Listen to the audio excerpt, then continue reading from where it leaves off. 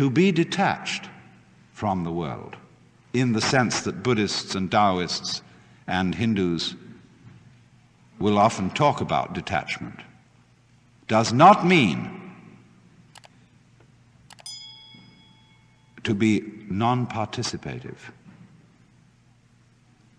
You can have a sexual life very rich and very full, and yet all the time be detached.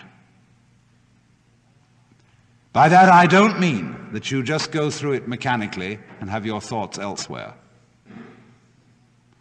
I mean a complete participation,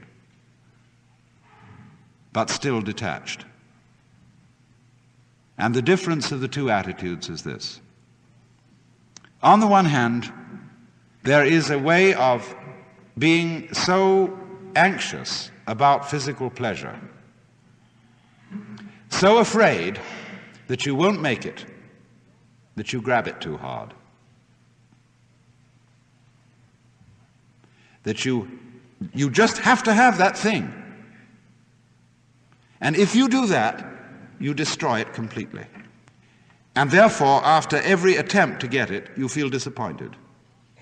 You feel empty, you feel something was lost. And therefore you want it again. You have to keep repeating, because you never really got there. And it's this that is the hang-up. This is what is meant by attachment to this world, in an evil sense.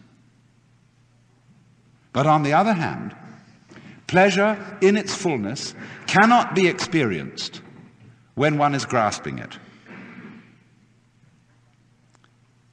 I knew a little girl to whom someone gave a bunny rabbit.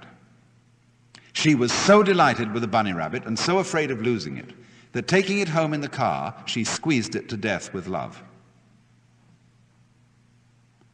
And lots of parents do that to their children, and lots of spouses do it to each other.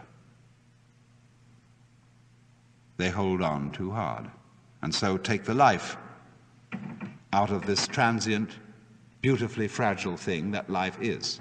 To have it, to have life, and to have its pleasure, you must at the same time let go of it. And then you can feel perfectly free to have that pleasure in the most gutsy, rollicking, earthy, lip-licking way. One's whole being taken over by a kind of undulative, convulsive ripple, which is like the very pulse of life itself. This can happen only if you let go.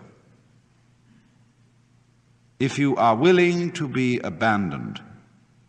It's funny, that word, abandon. We speak of people who are dissolute as being abandoned, but we can also use abandon as the characteristic of a saint. A great spiritual book by a Jesuit father is called Abandonment to the Divine Providence. There are people like that who just aren't hung up.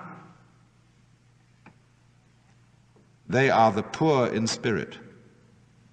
That is to say, they spiritually are poor in the sense they don't cling on to any property. They don't carry burdens around. They're free. Well, just that sort of spiritual poverty, that let-go-ness, is quite essential for the enjoyment of any kind of pleasure at all, and particularly sexual pleasure.